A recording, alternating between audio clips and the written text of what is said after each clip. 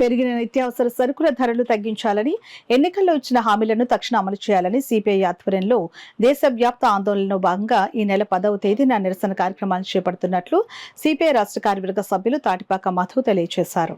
భారత communist party CPI జాతీయ సమితి సమావేశాలు 28, 29, 30 తేదీల్లో ఢిల్లీలో జరిగినాయి. ఈ సమావేశాల్లో కొన్ని నిర్ణయాలు తీసుకున్నాం. ప్రధానంగా అదాని గ్రూప్ ఏదైతే వ్యవహారం జరుగుతుందో దాంట్లో మీకు అందరికి తెలుసు, దీని మీద జాయింట్ పార్లమెంటరీ కమిటీ విచారణ చేయమని కోరుతున్నాం. అదేవిధంగా పెరుగుతున్న నిత్యావసర ధరలు ఈరోజు మీరు చూస్తున్నారో లేదో, ఫ్రీడమ్ ఆయిల్ ధర 170 రూపాయలు ఉంది. ధరలు చాలా విపరీతంగా పెరిగిపోయినాయి. అందుకే ప్రజలు ఎవరు బతకలేని పరిస్థితి కూడా ఏదో ఉన్నాయి.